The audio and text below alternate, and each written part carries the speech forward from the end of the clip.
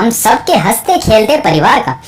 और परिवार की सबसे खास बात है परिवार के सदस्यों का एक दूसरे के साथ रिश्ता। और आपको इन्हीं रिश्तों की कितनी समझ है, इसी का टेस्ट आपके एग्जाम में लिया जाता है और वह टॉपिक कहलाता है ब्लड रिलेशन।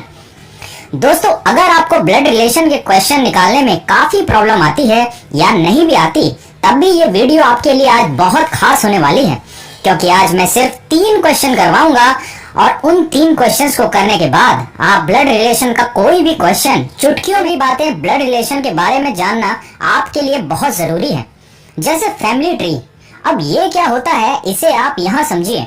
मान लीजिए ये है हमारे गोपू भाई साहब। क्योंकि ये एक मेल है यानी पुरुष, इसलिए हम हमेशा ही मेल के साथ यहाँ प्लस का साइन लगाएंगे। अब इनकी हो गई है शादी की उम्र और ये कर लेते हैं अपनी पसंद की लड़की से शादी। यहाँ ये फीमेल है, इसलिए हमने माइनस का साइन लगाया। इक्वल का साइन आपको हमेशा याद रखना है, क्योंकि दोस्तों ब्लड रिलेशन में सारा खेल इन्हीं साइन का होता है। अब अगर आगे देखें तो इनके हो जाते हैं 2 बच्चे, एक लड़की और एक लड़का। अब यहां ये नीचे वाला एरो का मतलब हो जाता है बेटे का या बेटी का साइन। यानी जब भी किसी कपल के बच्चे होंगे तो आप इन्हीं नीचे वाले एरो से ही उन्हें समझेंगे। और अब ये दोनों भाई बहन हुए आपस में, तो इनके बीच बस एक छोटी सी लाइन लगाने पर यह समझ आ जाएगा कि ये आपस में ब्रदर या सिस्टर हैं। अब मान लीजिए कि गोपू ने अपने बेटे के लिए एक अच्छी सी लड़की देखी और इसकी शादी कर दी। इसी तरह अपनी बेटी के लिए भी एक अच्छा सा सुशील लड़का देखा और उसकी भी शादी कर दी।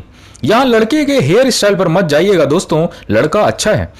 चलिए तो अब यहां समझिए कि गोपू और उसकी वाइफ के लिए उनकी बहू हुई यानी डॉटर इन लॉ। इसी तरह यहां ये हुए इनके दामाद यानी सन इन लॉ। मतलब दोनों अब सास ससुर यानी फादर और मदर इन लॉ बन गए हैं। अब एक बहुत जरूरी चीज यहां देखिए, गोपू के बेटे के लिए उसकी सिस्टर का हस्बैंड हो जाता है जीजा जी, यानी दोनों का रिश्ता आपस में हो जाता है ब्रदर इन लॉ का। इसी तरह गोपू की बेटी और बहू के बीच सिस्टर इन लॉ का रिश्ता बना।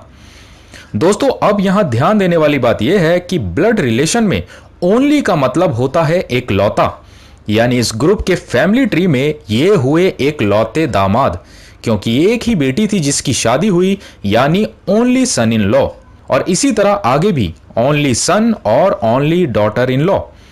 अब मान लीजिए कि इनके भी बच्चे हो जाते हैं। यहां गोपू की बेटी का एक प्यारा सा बेटा होता है, वहीं बेटे को एक प्यारी सी बेटी। यानी अब आप समझ ही गए होंगे कि गोपू और उसकी वाइफ के अब पोता और पोती हो गए हैं, यानी ग्रैंडसन और ग्रैंड डॉटर। खुद दोनों दादा दादी और नाना नानी बन चुके हैं, जिन्हें इंग्लिश में ग्रैंड फादर और ग्रैंड मदर बोला जाता है। चलिए अब यहां देखिए कि इंग्लिश में इन बच्चों की बुआ और फूफा हो या चाचा और चाची, इन्हें अंकल या आंट ही बोला जाता है। फर्क है तो बस मैटरनल का। जी हां दोस्तों, जब भी मैटरनल लग जाए किसी भी रिलेशन के आगे, इसका मतलब वह मदर यानी मम्मी के साइड के ही रिलेटिव होते हैं, जबकि फादर के साइड जो भी रिलेशन हो उनके आगे कुछ नहीं लगाया जाता। वैसे पैटर्नल बोला जाता है लेकिन क्वेश्चन में नहीं लगाया जाता। जबकि ये दोनों बच्चे इनके हो जाते हैं भतीजा यानी नेफ्यू और इधर नीस यानी भतीजी।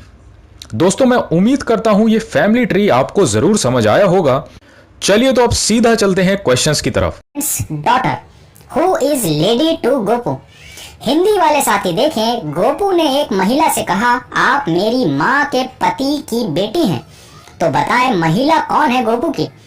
दोस्तों इस क्वेश्चन को समझने से पहले आप ये समझिए कि ब्लड रिलेशन में एक फ्रेम अपने दिमाग में जरूर तैयार रखिए। जैसे यहाँ जो मैंने आपको थोड़ी देर पहले ही फैमिली ट्री में समझाया, हस्बैंड वाइफ यानी एक कपल और उनका एक चाइल्ड। अब इनका चाइल्ड बेटा भी हो सकता है और बेटी भी। यहाँ साइन को छोड़ दीजिए, बाकी क्वेश्चन के अकॉर्डिंग हम इन्हें फिल करेंगे। अब यहाँ देखिए, गोपू जो कि एक मेल यानी पुरुष है, वो एक लेडी से बोल रहा है यू आर माई। अब दोस्तों यहाँ अपने क्वेश्चन में लिंक देखना होता है। जैसे यू आर को आप अभी छोड़ें, बस यहाँ देखिए गोपू बोल रहा है यू आर माई, यानी आप मेरी मदर के हस्बैंड की डॉटर हो। दोबारा समझिए, माई यानी गोपू की मदर और उनके हस्बैंड की बेटी। अब यहाँ हमने यही चीज फ्रेम में फिल करनी होती है।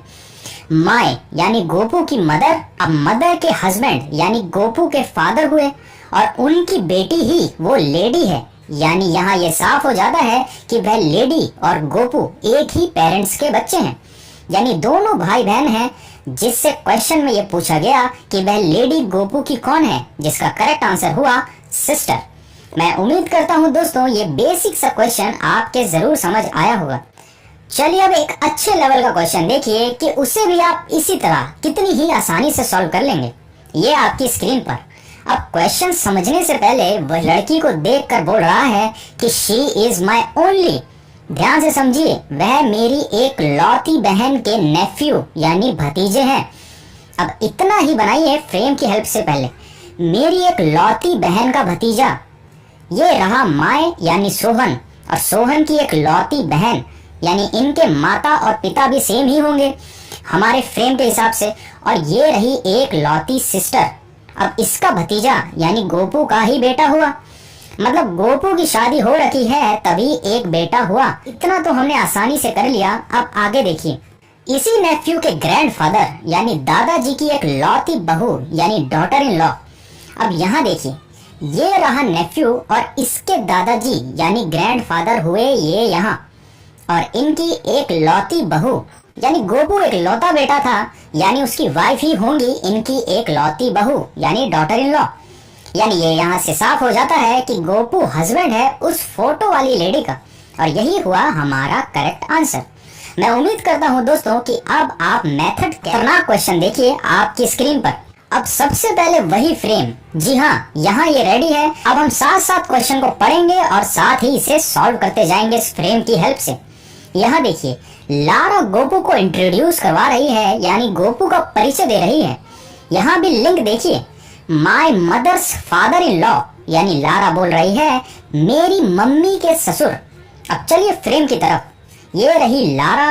अब इनकी मदर के ससुर यानी इनके हस्बैंड के फादर हुए वही लारा की मदर के फादर इन लॉ यहाँ, यानी ससुर जी के ओनली सन यानी एक लौते बेटे के ब्रदर इन लॉ।